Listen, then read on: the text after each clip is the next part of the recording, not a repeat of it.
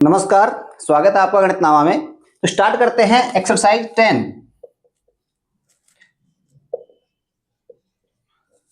Circles. देखो 6 marks की बहुत सिंपल एक्सरसाइज है। सिंपल दो नियम है इसमें, वो आपको ध्यान रखने हैं। पहला नियम देखो, ये एक सर्कल है, ठीक है। सर्कल के किसी पॉइंट पे हम एक टेंजेंट ड्रॉ करते हैं, मतलब स्पर्श रेखा। तो ये जो टेंजेंट है इसकी रेडियस पर परपेंडिकुलर होती है। ये है आपका पहला नियम। सर्कल के किसी पॉइंट पर अगर हम कोई टेंजेंट ड्रॉ करते हैं तो ये टेंजेंट, ये मान लो इसका सेंटर है O, तो ये हो जाएगी रेडियस R। तो उस रेडियस पर परपेंडिकुलर होती है, मतलब दोनों के बीच में कितने डिग्री का एंगल बनता है? 90 डिग्री, ठीक है। तो सिंपल सा ये आपको ध्यान रखना है कि टेंजेंट है और रेडियस है तो बीच में एंगल 90 डिग्री। दूसरा है, अगर किसी एक्सटर्नल पॉइंट से सर्कल पर दो टेंजेंट ड्रॉ करते हैं, तो एक हमने पहले से करी हुई है, दूसरी एक और कर लेते हैं। मान लो इस पॉइंट से है ये, तो एक टेंजेंट ये और एक टेंजेंट ये, एक टेंजेंट आपकी ये। तो ये दोनों टेंजेंट आपस में बराबर होती है। अब ये मान लो पॉइंट था आपका P, ये Q और ये R। तो एक कॉन्टेक्ट पॉइंट है आपका Q, दूसरा कॉन्टेक्ट पॉइंट है आपका R और एक्सटर्नल पॉइंट है P। तो PR बराबर PQ, ये है आपका सेकेंड रूल। तो पहला नियम तो क्या है? त्रिज्या और स्पर्श रेखा, टेंजेंट और रेडियस के बीच में एंगल कितना? 90 डिग्री। दूसरा, बाहरी बिंदु से अगर दो स्पर्श रेखाएं हम खींचते हैं तो दोनों स्पर्श रेखाओं की लंबाई बराबर होगी, ठीक है। तो स्टार्ट करते हैं क्वेश्चंस। तो ये दो नियम आपको ध्यान में रखने हैं, उसके अलावा कुछ फॉर्मूलाज होंगे पिछली एक्सरसाइज के, वो मैं आपको क्वेश्चन के साथ बता दूंगा। देखो एक्सरसाइज 10.2 का मैंने क्वेश्चन लिया है। 10.1 में कुछ नहीं है, आपको सिंपल आपको फैक्ट्स याद रखने हैं, वो आप पढ़ के याद रख लेंगे। 1 नंबर का मैक्सिमम क्वेश्चन बनेगा वहां से, ठीक है। 1 या 2 नंबर का ये भी क्वेश्चन है और बहुत आसान है। देखिए, देखते ही आपको पता लग जाएगा कि क्या करना है। फ्रॉम ए पॉइंट Q, कोई पॉइंट है Q, length of a tangent to a circle is 24 centimetre. एक सर्कल है, उस पर हम टेंजेंट बना रहे हैं। मान लीजिए ये आपका सर्कल है यहाँ पे और ये आपकी ये यहां से टेंजेंट हो गई, ठीक है। The distance of Q from the centre is 25 centimetre. ये मान लीजिए सेंटर है, ये Q है, ये हो गया आपकी 25 centimetre. The radius of the circle is, देखो, from a point Q the length of a tangent to a circle is 24 centimetre. तो ये जो टेंजेंट है, टेंजेंट कहां से होगी? एक तो आपको पॉइंट दिया है और दूसरा कॉन्टेक्ट पॉइंट। तो इस कॉन्टेक्ट पॉइंट को मान लो आप P, ये हो गया Q और सेंटर को मान लो O। तो of a tangent to a circle is 24 centimetre, ठीक है। टेंजेंट हो गया आपकी 24 centimetre and the distance of the Q from the centre is 25।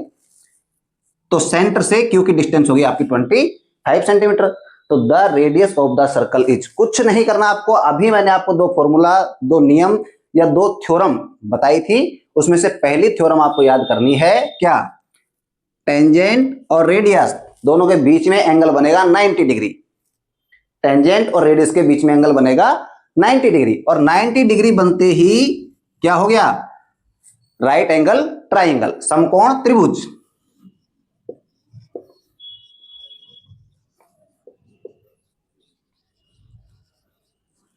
ठीक है, तो आपको ये लिखना है कि ये एंगल होगा आपका 90 डिग्री। कौन सा एंगल हो गया? एंगल QPO बराबर 90 डिग्री।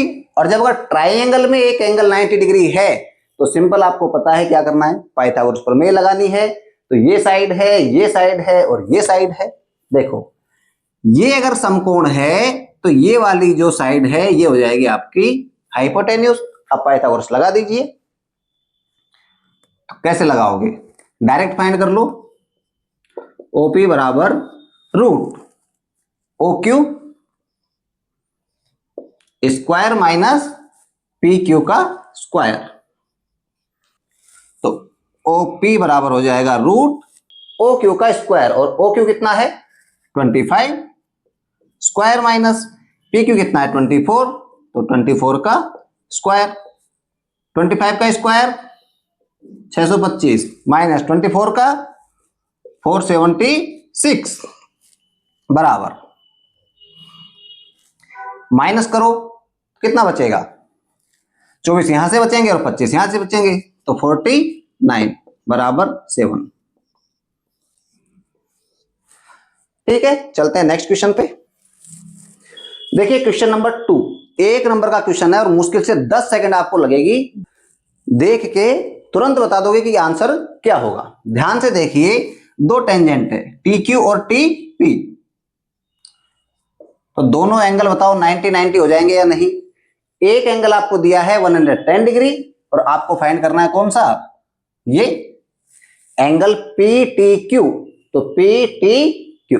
अब ध्यान से देखिए, ये एक क्वाड्रिलेटरल है या चतुर्भुज है, और चतुर्भुज या क्वाड्रिलेटरल के चारों अंतः कोणों का इंटीरियर एंगल्स का टोटल कितना होता है, 360 डिग्री। ठीक है, तो यहां लिख लो angle P plus angle O plus angle Q plus angle T, 360 degree. Angle P कितना होगा, 90 डिग्री, क्योंकि टेंजेंट और रेडियस।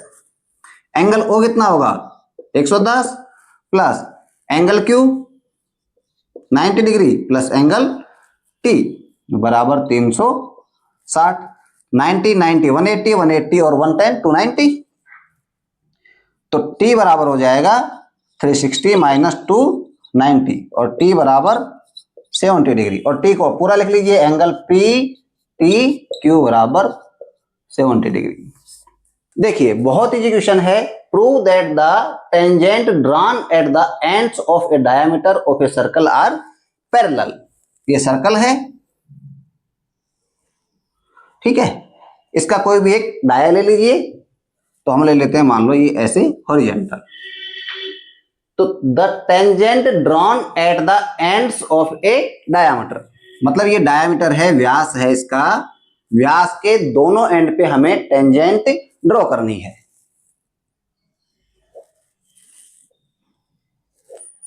और ये प्रूव करना है कि ये दोनों टेंजेंट पैरेलल हैं, दोनों टेंजेंट पैरेलल है। कैसे प्रूव करेंगे, मान लीजिए इसका सेंटर है O, ये पॉइंट है A और ये पॉइंट है B, मतलब डाया हो गया आपका A B और सेंटर हो गया O। अब ध्यान से देखिए, अगर AB डाया है तो OA रेडियस होगी या नहीं, और अगर रेडियस है और ये टेंजेंट है तो ये 90 डिग्री और ये भी 90 डिग्री, क्योंकि ये क्या है, ये भी रेडियस है और ये टेंजेंट, और दोनों एंगल 90 डिग्री है, मतलब ये दो लाइन है और इनको कोई लाइन ऐसे काट रही है। कौन सी लाइन आपकी, डाया A और B, और ये दोनों एंगल अगर 90 है, ये 90 ये 90, तो दोनों का टोटल 180 डिग्री, और 180 डिग्री से जाने वाली दोनों लाइनें पैरेलल होती हैं। दूसरा आप ऐसे भी लिख सकते हैं, ये एंगल 90 है, इस एंगल को 90 दिखा दीजिए, और ये एंगल भी 90, तो ये 90 डिग्री और ये 90 डिग्री, तो ये दोनों अल्टरनेट एंगल हैं, एकांतर कोण है, और दोनों बराबर हैं, क्योंकि ये 90 और ये 90। तो ठीक है, अगर दो लाइनें हैं और उनको कोई लाइन क्रॉस करती है या इंटरसेक्ट करती है, और अगर ये दोनों एंगल बराबर हैं तो लाइनें पैरेलल होंगी। दूसरा हम कह सकते हैं, इन दोनों एंगल का टोटल 180 डिग्री है, तब भी लाइनें पैरेलल होंगी। अब आप इसको अगर फॉर्मेट में लिखना चाहो तो लिख सकते हैं,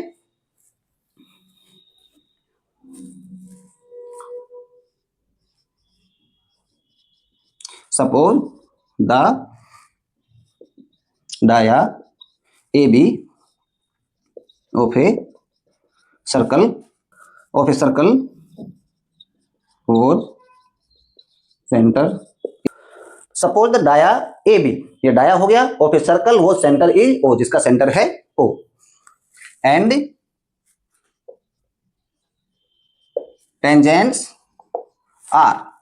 अब ये O हो गया, A हो गया, B हो गया, तो इस पॉइंट को आप C मान लो और इस पॉइंट को D मान लो, तो tangents are CA and DB।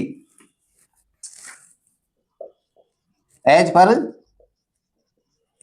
Theorem 10.1 angle CAO बराबर एंगल DBO बराबर 90 डिग्री एंड या इसको लिख लो so angle CAO plus angle DBO बराबर 180 degree. So lines CA parallel DB क्यों पैरेलल होगी? अभी मैंने आपको दो एग्जाम्पल दिए और समझा दिया है, तो बहुत ज्यादा कुछ नहीं है, सिंपल है। ये 90 है और ये 90 है, तो दोनों का टोटल 180, तो दोनों लाइनें पैरेलल। या ये 90 और ये 90, तो अंत एकांतर कोण या इंटीरियर अल्टरनेट एंगल बराबर, तब भी लाइनें पैरेलल। बस इतना ही है। देखिए क्वेश्चन है, two concentric circles are of the radius 5 centimetre and 3 centimetre. तो दो कॉन्सेंट्रिक सर्कल्स हैं। कॉन्सेंट्रिक मतलब संकेंद्रीय या जिनका सेंटर एक ही है, मतलब एक ही सेंटर के दो सर्कल हैं, और दो सर्कल है तो उनकी रेडियस अलग अलग होगी। तो एक की रेडियस है 3 सेंटीमीटर और दूसरे की है 5 सेंटीमीटर। तो ये 3 सेंटीमीटर की रेडियस वाला सर्कल है और ये 5 सेंटीमीटर की रेडियस वाला सर्कल है। आगे क्वेश्चन क्या है, find the length of the chord of the larger circle which touches the smaller circle. तो जो बड़ा वाला सर्कल है या जो लार्जर सर्कल है उसकी एक कोड बनानी है हमें, और कोड कैसे बनानी है कि छोटे वाले सर्कल को टच करे। तो कहीं भी आप बना लीजिए, ठीक है भाई। नियम से हमें क्वेश्चन सोल्व करना है, और जब नियम है तो कहीं भी बनाएंगे, सबके लिए नियम लगेगा, ठीक। तो ये मान लीजिए कोड है AB और सेंटर है O। इसको मान लीजिए पॉइंट C। अब OC छोटे वाले सर्कल की रेडियस है, तो ये हो जाएगी 3 सेंटीमीटर, और OB बड़े वाले सर्कल की रेडियस है, ये हो जाएगी 5 सेंटीमीटर। OA ये भी बड़े वाले सर्कल की रेडियस है, ये भी हो जाएगी 5 सेंटीमीटर। ध्यान से देखिए, अभी हमने कुछ नहीं किया है, क्वेश्चन में जैसा दिया है वैसे डायग्राम बनाया है और डायमेंशन लिख दी है। छोटे वाले सर्कल की रेडियस 3 सेंटीमीटर, बड़े वाले सर्कल की रेडियस 5 सेंटीमीटर, और इधर भी रेडियस 5 सेंटीमीटर। आपको फाइंड करना है the length of the code of the larger circle. तो ये कोड हमने बनाई थी AB, लार्जर सर्कल की कोड जो छोटे वाले सर्कल को टच करे या उसके साथ कांटेक्ट बनाए। तो AB की लेंथ आपको फाइंड करनी है, ठीक है। अब ध्यान से देखिए, ट्राइंगल OCA में ये एंगल 90 डिग्री होगा या नहीं होगा? 90 डिग्री क्यों होगा?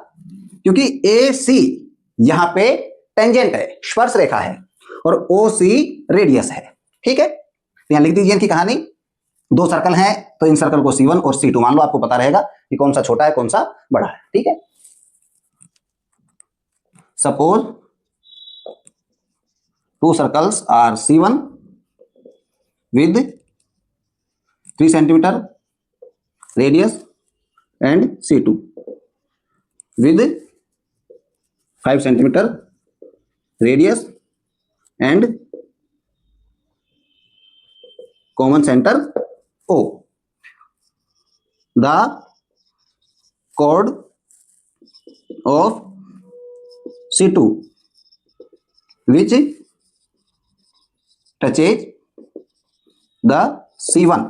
तो द कोड ऑफ C2 की कोड या जीवा विच टचेज द C1 जो C1 को टच करती है इज AB, ठीक है। ये हमने इसकी कहानी लिख दी। टचेज एट C, किस पॉइंट पे टच करती है? C पॉइंट पे। बस इतना आपने लिख दिया और ये लिख दिया, ये मान लो आधे से ज्यादा क्वेश्चन आपका होगा। ट्रायंगल AOC में एंगल सी बराबर 90 डिग्री। सो एज पर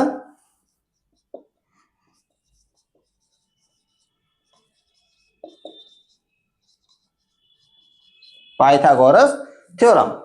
अब अगर ये 90 डिग्री है तो ये वाली जो साइड है ये सबसे बड़ी भुजा या हाइपोटेन्यूस होगी या नहीं होगी, और अगर ये हाइपोटेन्यूस है और ये हमें फाइंड करनी है तो इसके स्क्वायर में से इसका स्क्वायर माइनस करेंगे और उसका रूट कर देंगे तो आपको मिल जाएगी सी ए। तो सी ए बराबर रूट 5 का स्क्वायर माइनस 3 का स्क्वायर बराबर कितना हो गया 4। वैसे भी 5 का स्क्वायर 25 माइनस 3 का स्क्वायर 9 रूट 16 और 16 का रूट 4। अब इतना करने के बाद आपको मिल गया सी ए। अब आपको फाइंड करना है सी बी, तो सी बी में भी यही तरीका लगाएंगे, और ये तरीका जब लगाएंगे तो आपको कहानी नहीं लिखनी है। क्यों? क्योंकि ये 5 सेंटीमीटर 3 सेंटीमीटर, सिमिलरली यहां भी 3 और 5 और 90 सेम साइज है, और सेम साइज है तो same result. Similarly C B बराबर 4 सेंटीमीटर आपका आंसर हो गया। सो ए बी बराबर A C plus C B, 4 plus 4 centimetre 8 centimetre. तो ए बी बराबर 8 सेंटीमीटर। देखो आपको क्वेश्चन आना चाहिए, अगर क्वेश्चन का कंसेप्ट आपको पता है तो फटाफट लिख दोगे कि ये होता है। और इतनी कहानी में से आपको जैसे समझ में आ रही, आपको लगे कि नहीं हम ऐसे नहीं लिखेंगे तो हमारे मार्क्स कट जाएंगे, मार्क्स बिल्कुल नहीं कटेंगे। आपको जैसा समझ में आ रहा है वैसा लिख दो। सिर्फ एग्जामिनर को ये पता लगना चाहिए कि आपने जो तरीका यूज किया है वो सही किया है, बस। आपकी लैंग्वेज कैसे भी हो सकती है, आपने ये डायग्राम बना दिया और ये लैंग्वेज मान लो आपने नहीं लिखी, इतना कर दिया तब भी आपका कोई मार्क्स नहीं कटेगा, 0.1 भी नहीं कटेगा। डायग्राम बनाओ, इतना सोल्व करो और लिख दोगे ए बी बराबर 8 सेंटीमीटर। तो ठीक है, चलते हैं नेक्स्ट क्वेश्चन पे। 2 क्वेश्चन है, क्वेश्चन 8 और क्वेश्चन 11। दोनों का सेम तरीका है और लगभग सेम ही क्वेश्चन है। अगर आपने 8 समझ लिया तो 11वां समझ में आ जाएगा, 11वां समझ लिया तो 8वां भी कर लोगे। ठीक है, क्वेश्चन नंबर 8 देखिए। एक quadrilateral ABCD is drawn to circumscribe a circle. एक क्वाड्रिलेटरल है ए बी सी डी, ठीक है, is drawn to circumscribe a circle. एक सर्कल के चारों तरफ बनाया गया है, और सर्कमस्क्राइब का मतलब है चारों साइड्स हैं वो सर्कल को कहीं ना कहीं किसी ना किसी पॉइंट पे टच करती है या उसके साथ कांटेक्ट बनाती है। तो कांटेक्ट बना रही है ए बी पी पे, बी सी क्यू पे, सी डी आर पे और डी ए एस पे। ठीक है, 4 साइड हैं और चारों साइड सर्कल के साथ कांटेक्ट बनाती है। तो आपको प्रूव क्या करना है, A B plus C D, A B plus C D बराबर A D plus B C. ध्यान से देखो पैटर्न क्या है, A B plus C D मतलब अपोजिट साइड से, और A D plus B C, A D plus B C, ये भी दोनों अपोजिट साइड्स हैं। तो अपोजिट साइड्स का टोटल आपका बराबर है। ठीक है, ये आपको प्रूव करना है। अब देखो प्रूव आप लिखोगे ये बराबर ये प्लस वो, ये प्लस ये, यहां देखते ही आपको समझ जाना है कि ये है या नहीं। बहुत इजीएस्ट तरीका मैं आपको समझने का बता रहा हूं। ध्यान से देखो, ये कॉन्टेक्ट पॉइंट है और ये कॉन्टेक्ट पॉइंट है, तो ये बताओ आपका आउटर पॉइंट हो गया, और इस आउटर पॉइंट से या डी से डी आर और डी एस 2 टेंजेंट हैं या नहीं है। टेंजेंट है, और टेंजेंट है तो थ्योरम 10.2 के हिसाब से ये दोनों इक्वल होगी। ठीक है, तो ये और ये बराबर। ठीक इसी तरह ये दोनों बराबर, ये बराबर, ये बराबर। जैसे ही ऐसा सवाल आपको दिखे रफ में ड्राइंग बनाओ और ड्राइंग मार्क के ये मार्क कर लो। आप ड्राइंग बना के ऐसे आप मार्किंग कर लो, और ऐसे मार्किंग करने के बाद आप बिल्कुल कंफ्यूज नहीं होगे कि A B plus C D बराबर A D plus B C हमें कैसे लाना। मैं बता रहा हूं, ये तरीका आपको कोई नहीं बताएगा, सीधा आपको शायद A B C D D S जो भी बताएंगे और उसके बाद टोटल करके लाएंगे। अब आप इस पैटर्न से डायरेक्ट सोल्व करोगे और ये आंसर अपने आप आ जाएगा। देखो लिखना क्या है, आपने पहले लिख लिया कि क्या है। AP बराबर AS, DR बराबर DS, CR बराबर CQ और BP बराबर BQ। क्वेश्चन 1, 2, 3 और 4। अब चारों इक्वेशन को जोड़ दो, ठीक है। और जब जोड़ेंगे तो लेफ्ट हैंड साइड लेफ्ट में और राइट हैंड साइड राइट में। तो AP plus DR plus CR plus BP बराबर AS plus DS plus CQ plus BQ। अब आप कहोगे कि भाई प्लस तो हमने भी किया है, तो प्लस तो करना पड़ेगा क्योंकि आपको एग्जाम में एग्जामिनर को दिखाना है कि हमने ऐसे किया है, तब ये आंसर आया। अब नेक्स्ट देखो, अब आपको दिखाना है AB प्लस CD,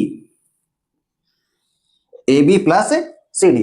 अब इस साइड में देखो, या तो आपको AB प्लस CD बनना चाहिए या AD प्लस BC बनना चाहिए। अब कैसे बनेगा? अब AB साइड देख लो, यहां पे कहां है AB, तो AB है AP और BP, AP और BP। तो अब ध्यान से देखो, यहां पे AP कहीं है क्या? AP है, तो AP प्लस BP है कहीं? BP भी है, तो लिख दो BP। तो AP प्लस BP क्या बन गया? AB, AP प्लस BP बराबर AB। तो ये हो गया और ये हो गया। दूसरा क्या बचा? DR प्लस CR, तो DR और CR, तो DR और CR क्या हो गया? DR प्लस CR, ये हो गया आपका CD बराबर AS प्लस DS, तो AS प्लस DS क्या हो गया? AD और CQ प्लस BQ BC। अब बताओ बिल्कुल सिंपल है या नहीं? देखने में लग रहा होगा आपको कि पता नहीं क्या दे दिया, कैसे करेंगे, लेकिन एकदम इजी है। देखते ही आपको निशान मार लेने हैं, निशान मार के इनको बराबर लिखना है, बराबर लिखने पे आपकी इक्वेशन बन जाएगी। इक्वेशन बनने के बाद में अब देखो, आप इस चीज से कंफ्यूज मत होना। मान लो इक्वेशन 4 में जैसे आपने, मैं बता रहा हूं ऑलरेडी, BQ इधर लिख दिया और BP इधर लिख दिया, तो क्या करेंगे? लिख देते हैं अभी, BQ इधर लिख दिया और BP इधर लिख दिया। अब इधर लिख देंगे तो इस BP की जगह क्या हो जाएगा? BQ। पहले यहां BP था, अब BQ हो गया। पहले यहां BQ था, अब BP हो गया, ठीक। अब हमें AB बनाना था, और AB बन रहा था किससे? AP plus BP, AP plus BP से। लेकिन अब आप कहोगे कि यहां तो AP प्लस BQ आ गया, तो अब क्या करें? तो अब कुछ नहीं करना है भाई, आपको पता है BQ आपने लिख दिया, लेकिन आपको चाहिए BP, और आपको पता है कि BQ बराबर BP। तो आप यहां पे अगली स्टेप में BQ को BP लिख देंगे और उसके बाद फिर आंसर आ जाएगा। तो कंफ्यूज बिल्कुल नहीं होना है कि जी क्या करें। देखिए क्वेश्चन 11 सेम, अभी जो सवाल किया हमने सेम वैसे ही है। Prove that the parallelogram circumscribing A circle is rhombus. अब आपको पता होना चाहिए कि पैरेललोग्राम तो क्या है और रोम्बस क्या है। अगर ये पता नहीं है तो फिर आपको मुश्किल है। तो पैरेललोग्राम सिंपल सा है, समांतर चतुर्भुज। समांतर चतुर्भुज मीन्स आमने सामने की भुजा बराबर, मतलब opposite side equal, opposite sides equal and parallel, बस इतना ही याद रखना है। पैरेललोग्राम में opposite sides equal and parallel, और रोम्बस मींस समचतुर्भुज, चारों भुजाएं समान, और चारों भुजाएं समान, उसके अलावा अपोजिट साइड्स पैरेलल। अगर चारों आपकी साइड बराबर हैं तो अपोजिट साइड ऑटोमेटिकली पैरेलल हो जाएंगी। ऐसा स्क्वायर में होता है और आपके रोम्बस में भी होगा। अब बनाइए, और ये आपका पैरेललोग्राम हो गया, A B C और D। अब देखो, अभी अभी हमने यहां सोल्व किया है कि total of opposite sides equal. इस केस में अगर कोई क्वाड्रिलेटरल है और सर्कमस्क्राइब कर रहा है किसी सर्कल को, तो अपोजिट साइड का टोटल दोनों में बराबर। तो क्या लिखेंगे इसको? AB प्लस CD बराबर AD प्लस BC। अब देखो, अगर ये क्वेश्चन आपको मिला है एग्जाम में, तो आपको ये कैसे आया ये भी लिखना है। और ये कैसे लिखना है अभी मैंने आपको तरीका बताया, तो ये और ये बराबर, ये और ये बराबर, ये और ये बराबर, और ये बराबर। तो उसके बाद कैसे टोटल करेंगे और कैसे ये इक्वेशन बनेगी, तो ये आपको पता है। ठीक है, तो हमने यहां तक लिख लिया A B plus C D बराबर A D plus B C. अब ए बी और सी डी, ए बी और सी डी। अब आपको पता है कि ये जो अपोजिट साइड हैं ये दोनों इक्वल होती हैं in a parallelogram.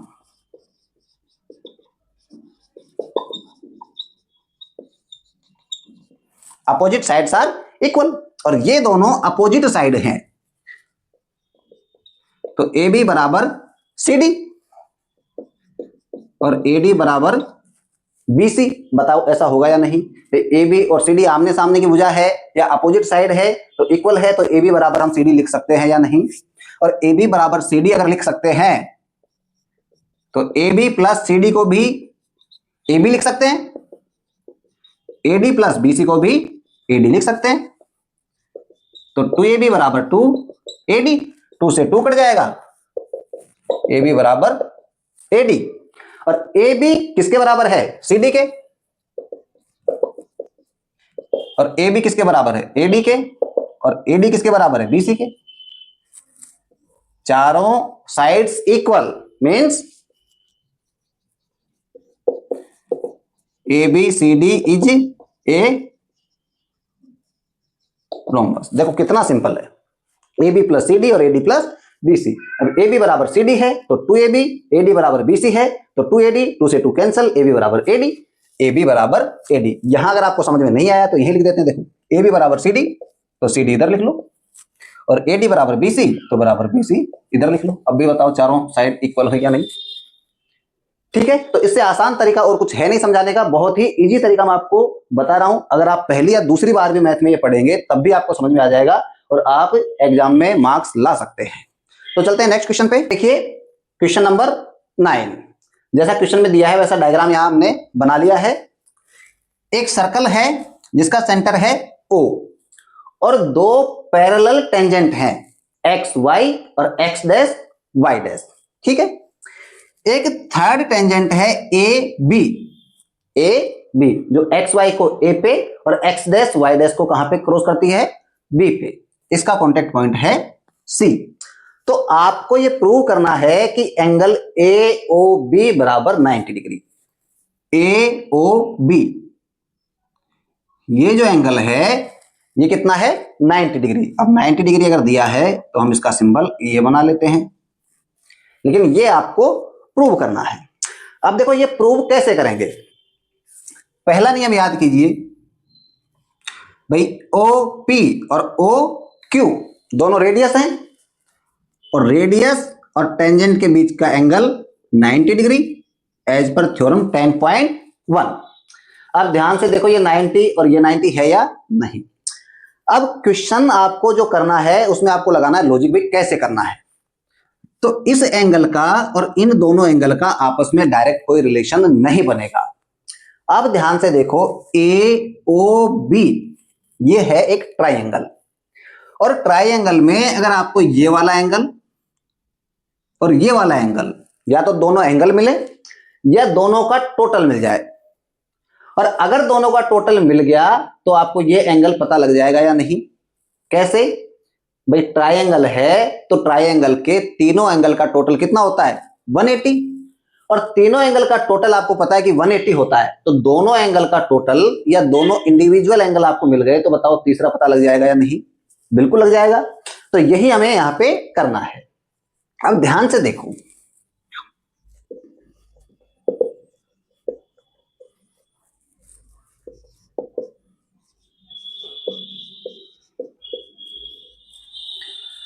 Quadrilateral A B Q P में। अब देखो ऐसा का ऐसा फिगर आपको क्वेश्चन में दिया है तो बहुत ज्यादा आपको कहानी नहीं लिखनी, सीधा लिख देना है। Quadrilateral A B Q P में क्वाड्रिलेटरल है तो 4 एंगल बने यहां पे। एक ये एंगल, एक ये एंगल यहां से यहां तक, यहां से यहां तक, एक P और एक ये इधर का Q, चारों एंगल का टोटल बताओ 360 होगा या नहीं होगा? बिल्कुल होगा। क्यों होगा? अगर कोई क्वाड्रिलेटरल है तो उसके चारों इंटीरियर एंगल का टोटल कितना होता है? 360। ये आप 9th या 8th में पहले ही पढ़ चुके हैं, तो ये आपको फॉलो करना है, यहां पे इसी का यूज करना है।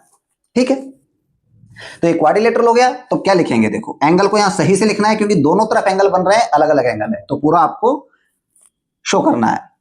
तो ए को हम लिखेंगे CAP या PAC, आप कुछ भी लिख सकते हैं लेकिन एंगल पूरा का पूरा आना चाहिए उसमें। तो PAC प्लस, अब P को ले लो तो APO प्लस, अब Q को ले लो तो OQB प्लस, अब B को लीजिए तो एंगल QBC बराबर 360 डिग्री। आप ऐसा लिख दो, अब ये 360 क्यों है ये आपको लिख दोगे तब भी ठीक है, नहीं लिखोगे तब भी उसको लिखने की जरूरत नहीं है, आपका क्वेश्चन गलत नहीं माना जाएगा। इन चारों एंगल में दो एंगल की वैल्यू या दो एंगल हमें पता है, कौन कौन से? एंगल P और एंगल Q। तो PAC plus angle APO 90 degree, OQB 90 degree,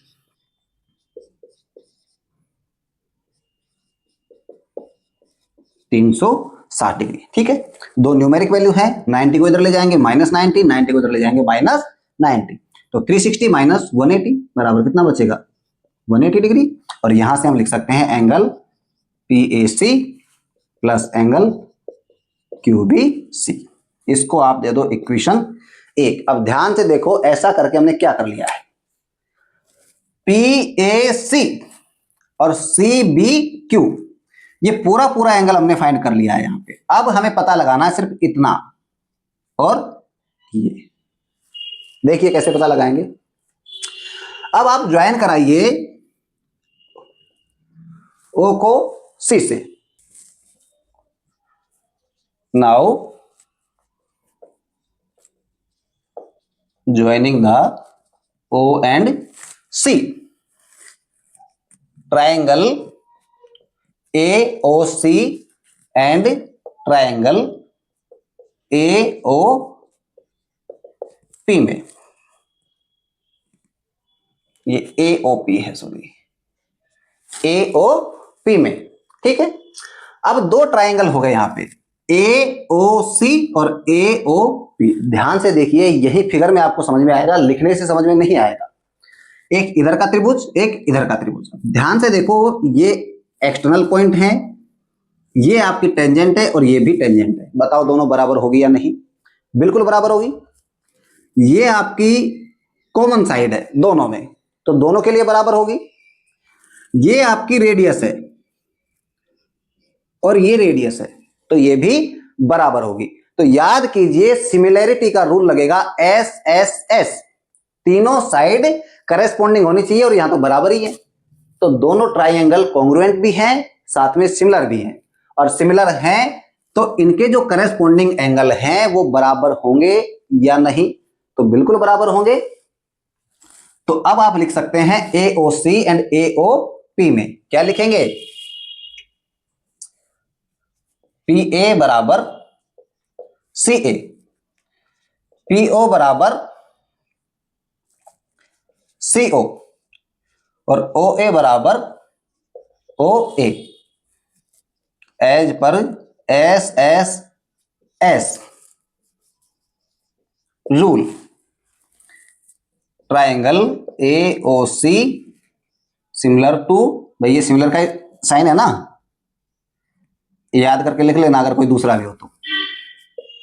triangle AOP दोनों सिमिलर होंगे, और अगर सिमिलर हैं तो जो संगत कोण होंगे दोनों में वो भी बराबर। तो ये कॉमन लाइन है, तो इसके ये वाला एंगल और इसके ये वाला एंगल बताओ बराबर होगा या नहीं? तो एंगल PAO बराबर एंगल CAO, एंगल PAO बराबर एंगल CAO। ठीक है, इसको लिख लो आप इक्वेशन 2।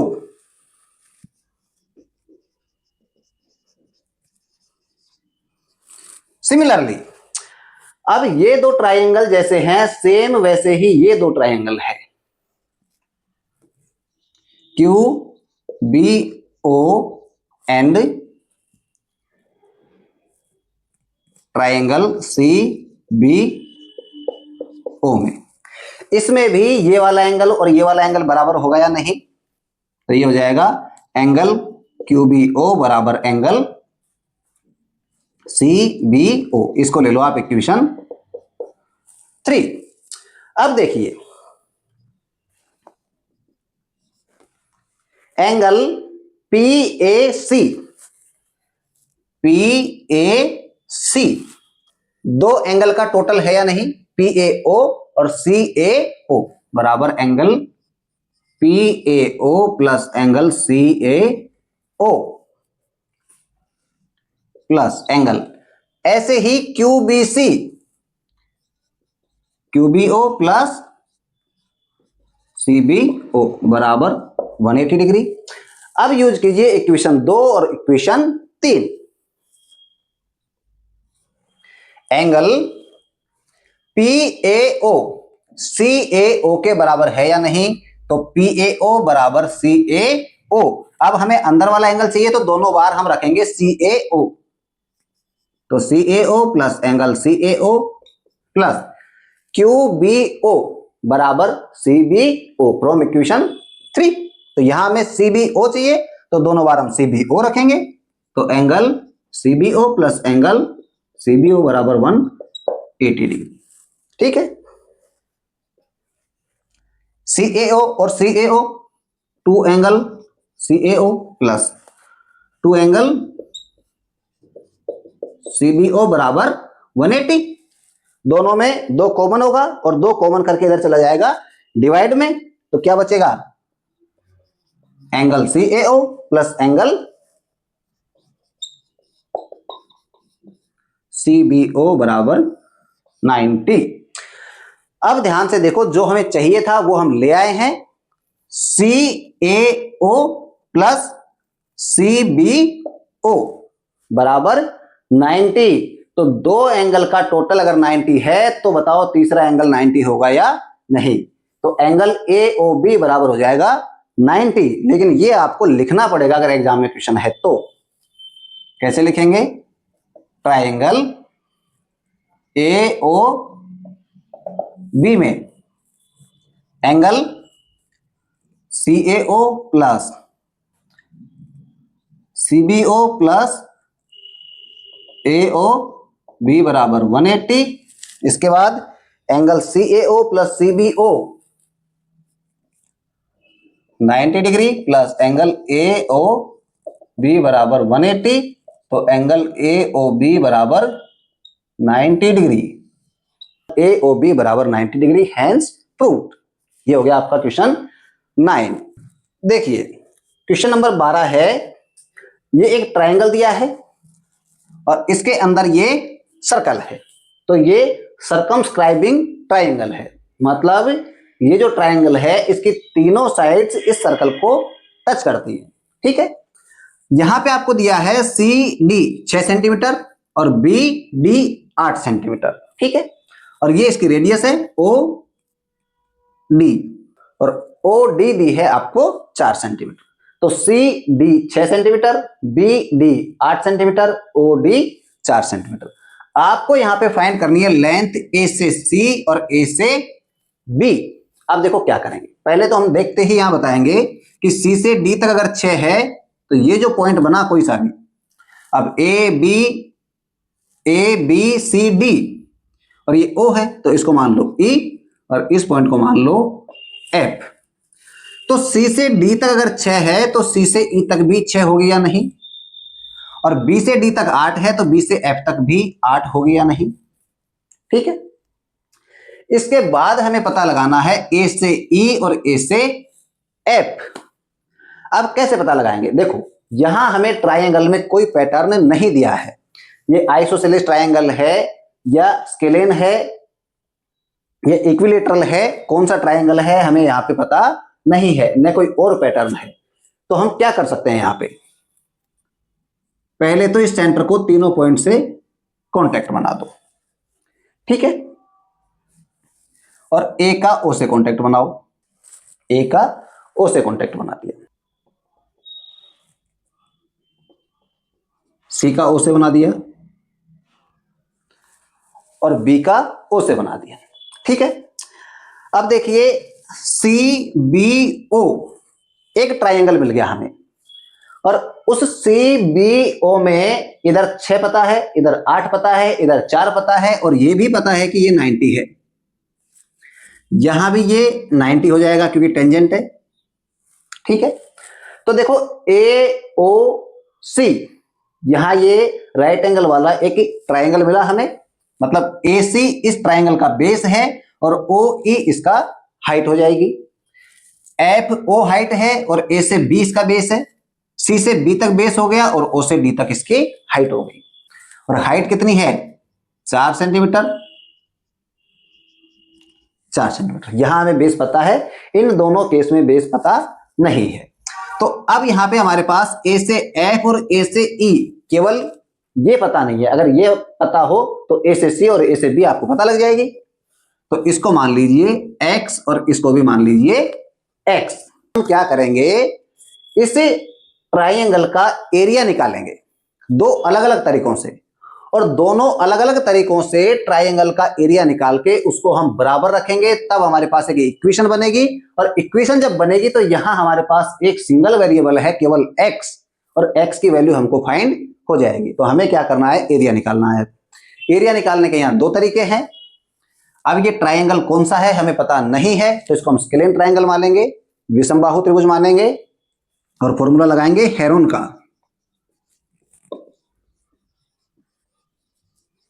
ठीक है। और दूसरा सिंपल फॉर्मूला 1/2 गुना आधार गुना ऊंचाई।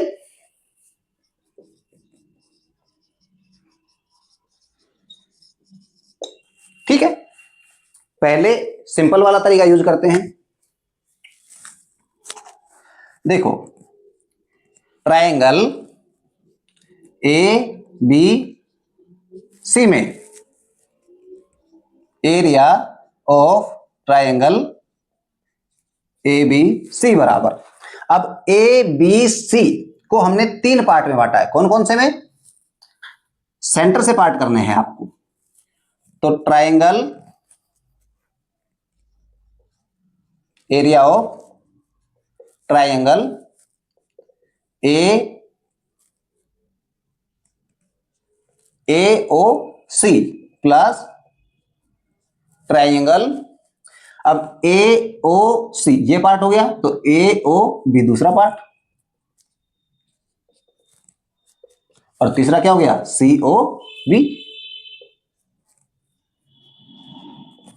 ठीक है, तो एरिया ऑफ ट्राइंगल एबीसी बराबर area of triangle AOC plus AOB plus CO B बराबर। अब ये एरिया का आपने फॉर्मूला लिख लिया है, तो डायरेक्ट हम यहां पे रखेंगे पहले एओसी का, एओसी 1/2 गुणा बेस। अब इसका बेस हो जाएगा ए से सी तक, तो सीधा लिख दो 6 प्लस एक्स। तो हाइट है इसकी 4 सेंटीमीटर, तो 4 plus 1/2 A O B 8 plus x multiply 4 plus 1/2। अब देखो यहां पता है 8 प्लस 6 मतलब 14 मल्टीप्लाई हाइट हो जाएगी 4। इसको मैं इधर लिख देता हूं, क्वेश्चन 12। टोटल कर लो, 2 से 4 कट जाएगा 2 बार, 2 बार, 2 बार,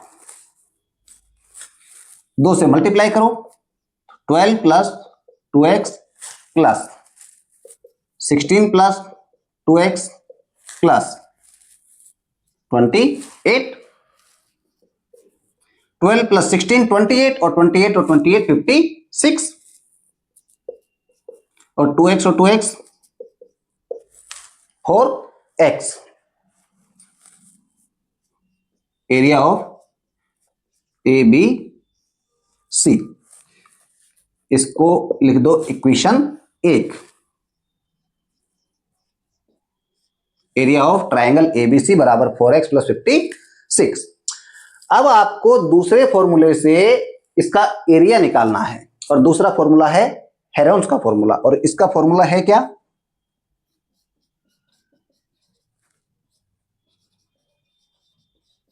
एरिया ऑफ ट्राइंगल एबीसी बराबर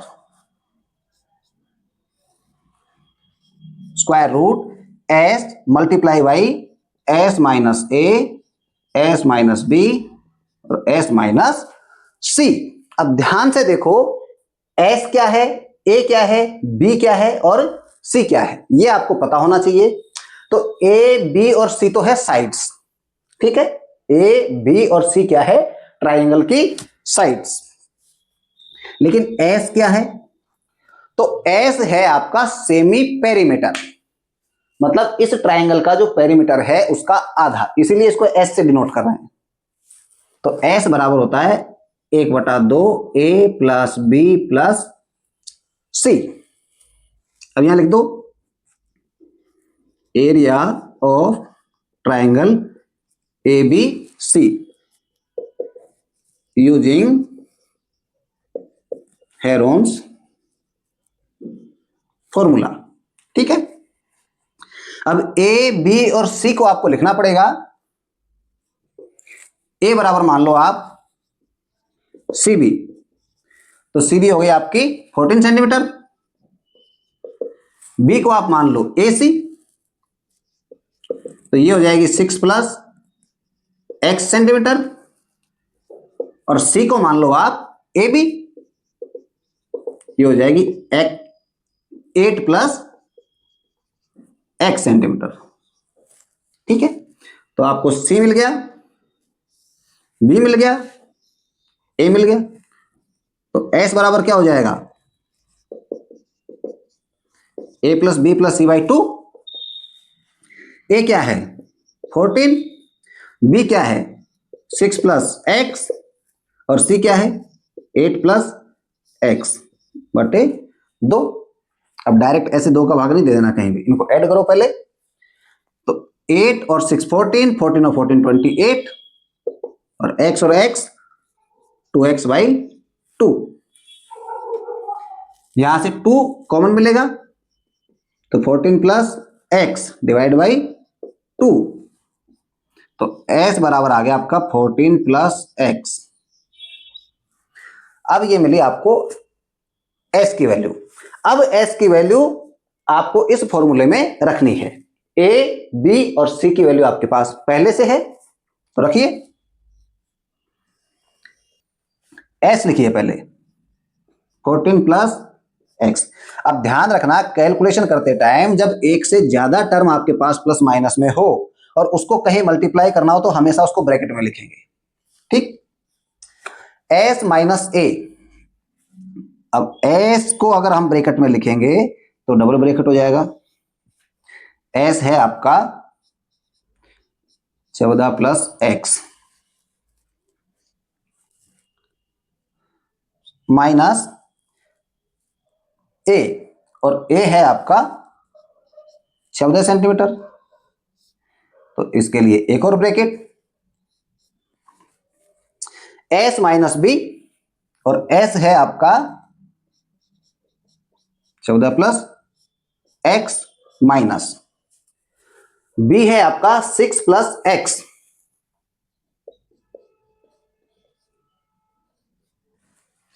फिर s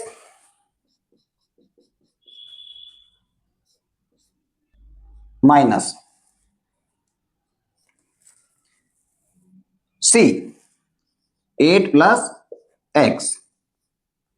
अब देखो यहां पे मैंने तीनों ब्रैकेट यूज इसलिए किए हैं ताकि आपको स्टेप समझने में कंफ्यूजन ना हो।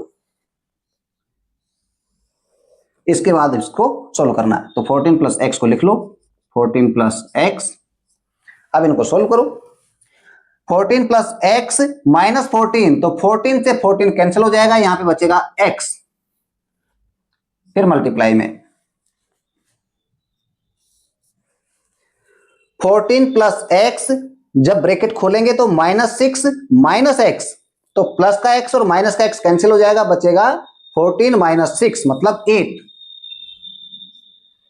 ठीक, 14 plus x minus 8 minus x, जब ब्रैकेट खोलेंगे तो -8 और -x, तो प्लस का x और माइनस का x कट जाएगा, -8 प्लस के 14, तो यहां बचेंगे प्लस के 6। ये लो, यही आपकी कैलकुलेशन होगी, देखो कितना सिंपल हो गया। बराबर स्क्वायर रूट, क्या बचा यहां पे 8, 6 और x,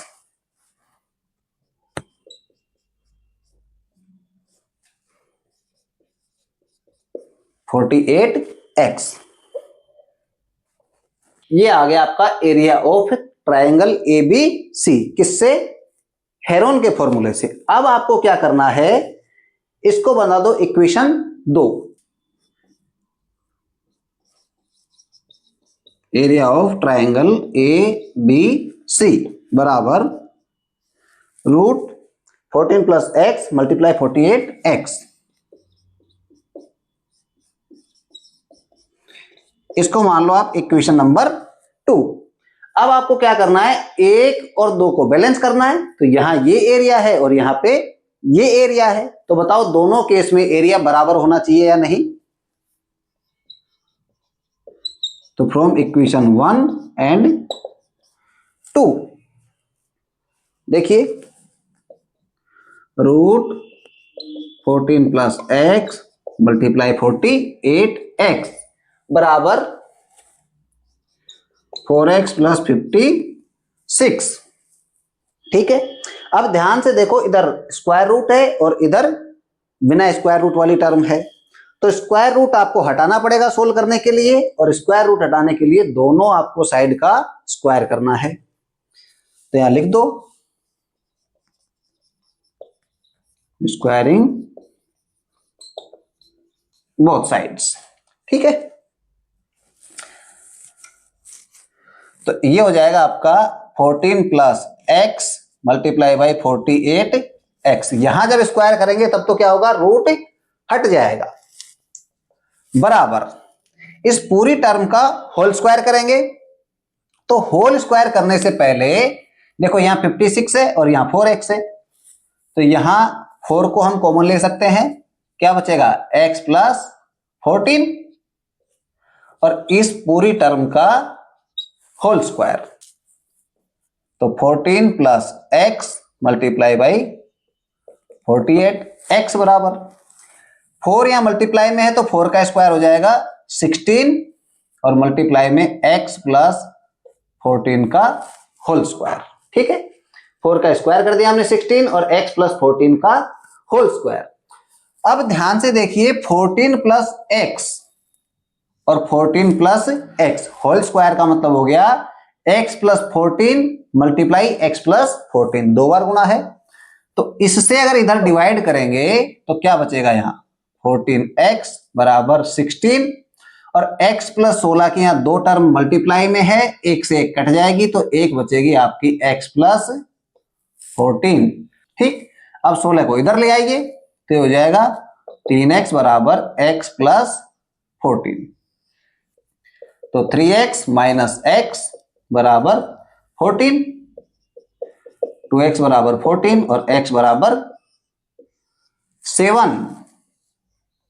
अब भैया x मिल गया तो आपको AB मिल जाएगा और AC मिल जाएगा, तो AB बराबर 8 प्लस 7 15, और AC बराबर AC 6 प्लस x, तो 6 प्लस 7 बराबर 13। तो ये तरीका है AB और AC यहां पे फाइंड करने का। तो आपकी एक्सरसाइज 10 कंप्लीट, एक क्लास पूरी एक्सरसाइज कंप्लीट और 6 मार्क्स की एक्सरसाइज है, और बहुत सिंपल है, एक क्वेश्चन को अगर आप हटा दो तो बाकी कोई सा क्वेश्चन हार्ड नहीं है। धन्यवाद। क्लास पसंद आई तो लाइक करें, शेयर करें, सब्सक्राइब